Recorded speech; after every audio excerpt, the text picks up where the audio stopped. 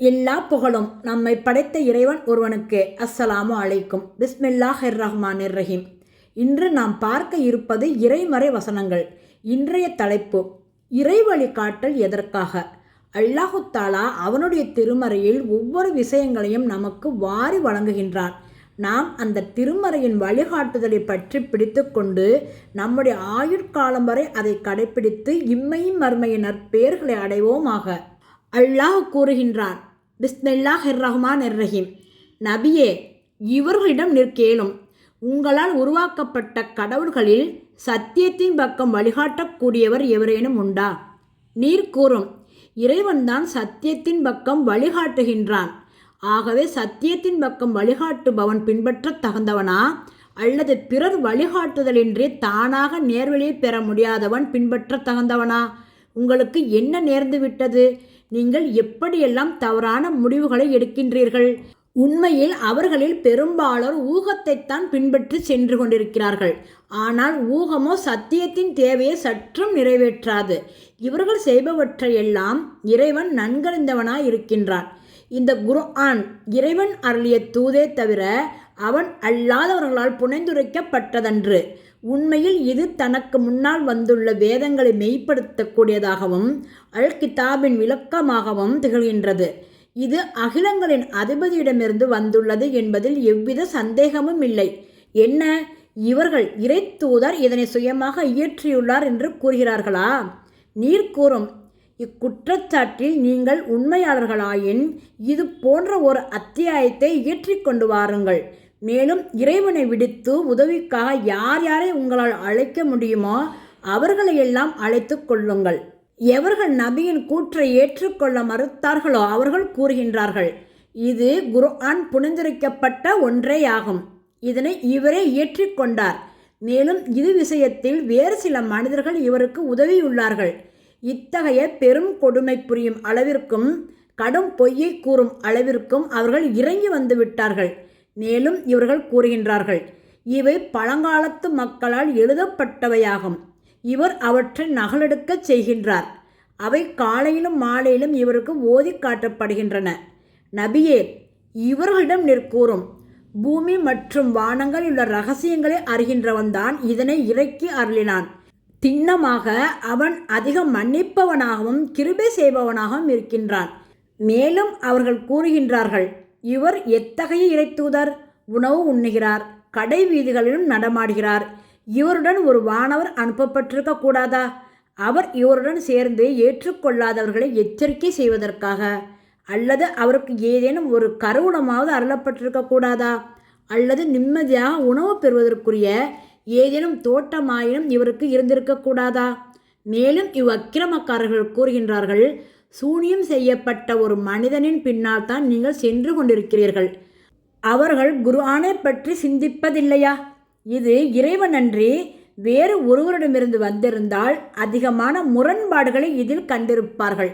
இல்லை, நீங்கள் பார்க்கின்றவற்றின் மீதும் நீங்கள் பார்க்காதவற்றின் மீதும் நான் சத்தியம் செய்கின்றேன். இது கண்ணியமான ஒரு தூதரின் சொல்லாகும், யாரோ ஒரு கவிஞனின் சொல்லல்ல. நீங்கள் குறைவாகத்தான் நம்பிக்கை கொள்கின்றீர்கள். இது யாரோ ஒரு ஜோதிடனின் சொல்லும் அல்ல. நீங்கள் குறைவாகத்தான் சிந்திக்கின்றீர்கள். இது அகில உலகங்களின் அதிபதியிடமிருந்து இறங்கியதாகும். மேலும் நம்முடைய தெளிவான வசனங்கள் அவர்களுக்கு ஓதி காண்பிக்கப்பட்டால் நம்மை சந்திக்க இருப்பதை நம்பாதவர்கள் இதை தவிர வேறொரு குர்ஆனை கொண்டு வரும் அல்லது இதில் கொஞ்சம் மாற்றம் செய்யும் என்று கூறினார்கள். நபியே, நீர் கூறும், என் விருப்பப்படி இதில் ஏதேனும் மாற்றங்கள் செய்வது என் பணியல்ல. எனக்கு அறிவிக்கப்படுகின்ற இறை செய்தியைத்தான் நான் பின்பற்றுகின்றேன். நான் என் இறைவனுக்கு மாறு செய்தால் ஒரு மாபெரும் பயங்கர நாளின் வேதனைக்கு அஞ்சுகின்றேன்.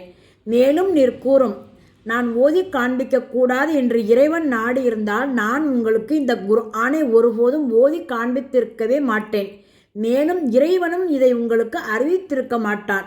இதற்கு முன்னர் நீண்ட காலம் நான் உங்களுக்கு மத்தியில் வாழ்ந்திருக்கின்றேன். நீங்கள் சிந்தித்துணர வேண்டாமா?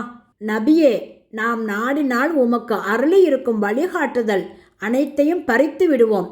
பிறகு நமக்கு எதிராக அவற்றை திரும்ப பெற்றுத்தரக்கூடிய ஆதரவாளர் எவரையும் நீர் காண மாட்டீர். உமக்கு கிடைத்திருப்பவையெல்லாம் அதிபதியின் கருணையால் தான் கிடைத்திருக்கின்றன. உண்மையாக உம்மீது அவன் பொழியும் அருள் பெரியதாகும். நபியே, நீர் கூறும், மனிதர்கள் மற்றும் ஜின்கள் அனைவரும் ஒன்று சேர்ந்து இந்த குர்ஆனை போன்று ஒன்றை கொண்டு வர முயன்றாலும் இதனை போன்று அவர்களால் கொண்டு வர முடியாது. அவர்கள் ஒருவர் மற்றவருக்கு உதவியாளராக இருந்தாலும் சரியே. மேலும் அவர்கள் கூறுகிறார்கள், நீர் பூமியை பிளந்து எங்களுக்காக ஒரு நீரூற்றை ஓடச் செய்யாதவரை அல்லது பேரீச்சைகளும் திராட்சைகளும் கொண்ட ஒரு தோட்டம் உமக்கு இருந்து அதன் நடுவே ஆறுகளை நீர் ஓடச் செய்யாதவரை நாங்கள் உமது பேச்சை நம்ப மாட்டோம். அல்லது நீர் வாதிடுவது போல் வானத்தை துண்டு துண்டாக்கி எங்கள் மீது போடாதவரை அல்லது இறைவனையும் வானவர்களையும் நேரடியாக எங்கள் கண்முன் கொண்டு வராதவரை உம்மை நாங்கள் நம்ப மாட்டோம். அல்லது தங்க மாளிகை ஒன்று உமக்காக உருவாகாதவரை அல்லது வானத்தில் நீர் ஏறி செல்லாதவரை, நீர் வானத்தில் ஏறினாலும் கூட நாங்கள் படிப்பதற்கு ஒரு நூலை எங்கள் மீது இறக்கித் தராதவரை உம்மை நம்ப மாட்டோம். நபியை இவர்களிடம் கூறுவீராக, தூய்மையானவனாக இருக்கின்றான் என்னை பரிபாலிப்பவன். நான் தூது செய்தியை கொண்டு வருகின்ற ஒரு மனிதரை என்று வேறில்லையே. மக்களிடம் நேர்வழி வரும்போதெல்லாம் அதன் மீது நம்பிக்கை கொள்ள விடாமல் அவர்களை தடுத்தது இறைவன் ஒரு மனிதரையா தூதராக அனுப்பியிருக்கின்றான் என்று அவர்கள் கேட்டதுதான். அவர்களிடம் கூறும், பூமியில் வானவர்களே நிம்மதியுடன் நடந்து தெரிந்து கொண்டிருப்பார்களேயானால் நாம் அவர்களுக்காக வானத்திலிருந்து திண்ணமாக ஒரு வானவரையே தூதராக அனுப்பியிருப்போம். நபியே, அவர்களிடம் கூறிவிடும், எனக்கும் உங்களுக்கும் இடையே இறைவனின் சாட்சியே போதுமானது. அவன் தன்னுடைய அடிமைகளின் நிலைமைகளை நன்கறிந்து கொண்டும் அனைத்தையும் பார்த்து கொண்டும் இருக்கின்றான்.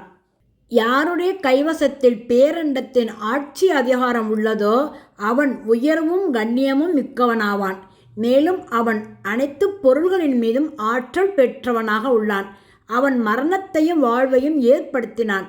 உங்களில் யார் மிக சிறந்த செயல் புரியக்கூடியவர் என்று உங்களை சோதிக்கும் பொருட்டு. நபியே, தெளிவாக கூறிவிடும், இது உங்கள் இறைவனிடமிருந்து வந்துள்ள சத்தியமாகும். இனி நம்பிக்கை கொள்ள விரும்புவோர் நம்பிக்கை கொள்ளட்டும், நிராகரிக்க விரும்புவோர் நிராகரிக்கட்டும்.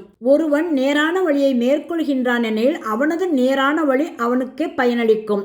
ஒருவன் நிறைதவறி போகிறான் எனில் அவனுடைய நிறைதவறிய போக்கு அவனுக்கே தீங்கு விளைவிக்கும். நபியை இவர்களிடம் கூறும், இறைவன்தான் உங்களை உயிர் வாழச் செய்கின்றான். பின்னர் அவனே உங்களை மரணம் அடையச் செய்கின்றான். பின்னர் அந்த மர்மை நாளின் போது அவனே உங்களை ஒன்று திரட்டுவான். அந்நாளின் வருகையில் எந்த சந்தேகமும் இல்லை. எனினும் பெரும்பாலோர் அதனை அறிவதில்லை. வானங்கள் மற்றும் பூமியின் ஆட்சி இறைவனுக்கே உரியது.